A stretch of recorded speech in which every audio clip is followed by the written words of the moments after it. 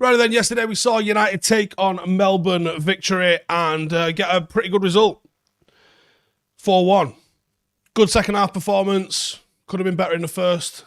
Let's look at the 5 things that we learned. In at number 1 then, Highline Horror. Maguire and Lindelof got caught absolutely napping on that high line. Not sure the high line really fully suits either of them. Complete lack of communications. He steps up. Maguire then plays him on side. Maguire's positioning wasn't terrible, but he's got to be able to recover. His starting position was pretty good. You wouldn't necessarily have called that a bad starting position, but he just didn't have the pace to be able to cover as it came in. He was running like he was in quicksand. Is that a sign of things to come? Is it teething problems with the new system, or is it just a sheer lack of suitability to play within that system? We will find out in the next few weeks, but I am worried. We definitely look susceptible on the counter, and we said that was going to be a weakness to this system. Every system has a weakness. They have their strengths and they have their things that you've just kind of got to deal with because it is what it is. This is one of those things. It is what it is in terms of when you play a high line. You do get caught in behind sometimes. That's the game. You have to get quick centre-halves to deal with that. Number 2, Tony Marshall is staking a claim. He was probably another...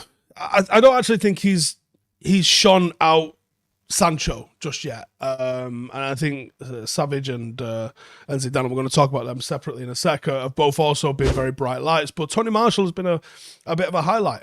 He's scoring goals, he looks confident, he's getting involved in the build-up play, he looks pretty good.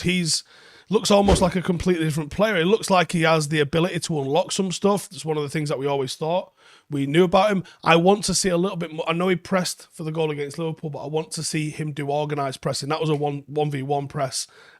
He basically just closed that one person down, but I would like to see him orchestrate, organise and dictate a press. Can he force a defence this way and then continue with it this way, then cut off the reverse pass coming back? That's good pressure pressing.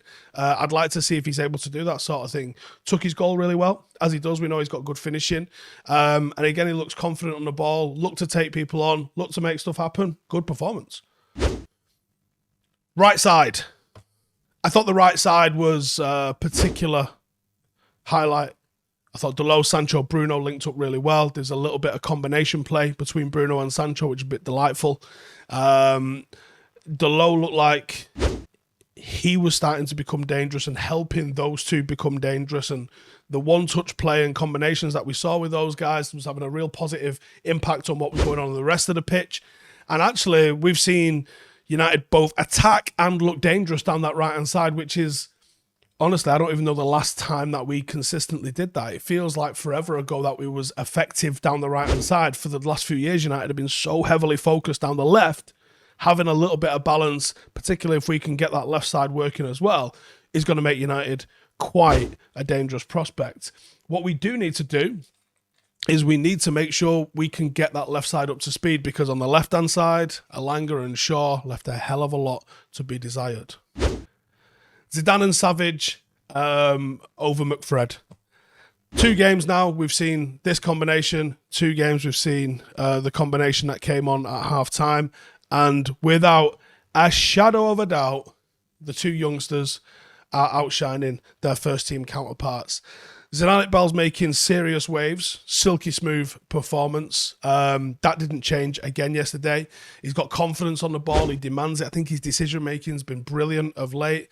Charlie Savage, also very comfortable on the ball, a technical player, totally different for those of us who remember his dad, totally different sort of footballer, but does have the tenacity and the wherewithal to be able to sniff out what's going on in the attack as well. A good sort of deep-lying midfielder there.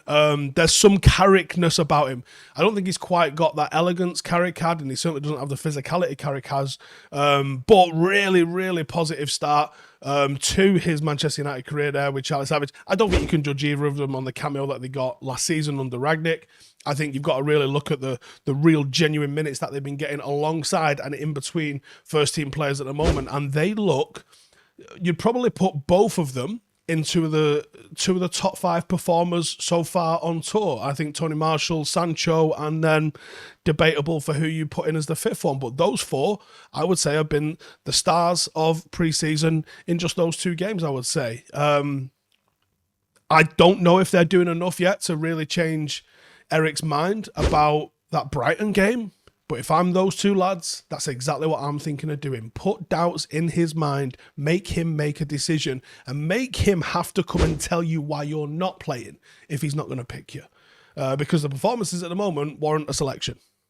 Pre-season and the opposition withstanding the performance, it's the same opposition that their counterparts are playing, and arguably it's been more difficult, certainly in the Liverpool game, but they are doing it. So, well done, lads. Keep it going. Number 5 then, low block trauma. I repeated last year where we really struggled to break down those low blocks. Certainly in the first half of the game, I thought our passing was sloppy, lack of creativity in the pivot, the McFred pivot. They were struggling to move the ball with any sort of penetration. Ten Hag's high pressing and want to play in the opposition half means that you're relying on these guys to be in possession quite a lot, and they weren't picking the passes. That's going to get us caught out against pacey teams that are going to hit us on the counter-attack, exactly like the goal that we saw that put Melbourne into the lead. We might need a little bit more balance in attack, I think it's fair to say. Possibly a little bit more quality in attack than what they had in front of them. But in the second half, they were playing with Rashford, Chong and Ahmad. So don't give me that excuse. Like I said earlier, we've been a very left side-centric side. Today it was right-sided. And that makes me think that we've been predictable in our build-up. We've got to improve both sides so we are equally dangerous going either way. And that's one of the things that we need to do. I can see, looking at this, where De Jong instantly improves the system. And that's why I think he wants him in there. I still don't know who the defensive role is going to go to in this system. I think you probably do want a slightly more defensive-minded 6. Because if you had to look at, let's look at Charlie and Zidane's performances, right? Charlie, you would say, is the more Carrick-esque sort of, still a playmaker, but he's the one that's going to start sniffing out trouble, look to delay, deflect, and get tackles in.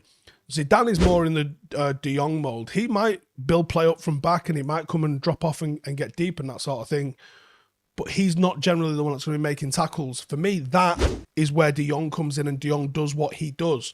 So who is going to be the destroyer that sits alongside him and does the donkey work that allows De Jong to be able to push on a little bit more and help create, move the ball through the thirds? That is the big conundrum that I think United have got to solve, as well as potentially an extra striker, depending on what happens with Ronaldo. But another good run out for the lads, another win. I'd rather be sitting here on wins, regardless of it pre-season. Obviously, they don't matter, but I'd rather be sitting here picking over the positives than crying about the negatives. You know what I'm saying? Anyway, cheers for tuning in. Make sure to subscribe. See you in the next one. Bye-bye. Hey, thank you for watching the video. If you are new around these parts, then don't forget to subscribe. My channel is proudly supported by my community on Patreon. If you'd like to get a little bit of extra content, a Discord group, meetups, 5-a-side games, weekly podcasts, behind the scenes, and even an occasional bit of transfer news as and when I get it, then for the price of a pint, you can show your appreciation for the content that we make and get some goodies for doing so as well. Check the link in the description or click the button right here. You'll also find all of my socials here too if you want to follow me on any of those platforms. Nice one.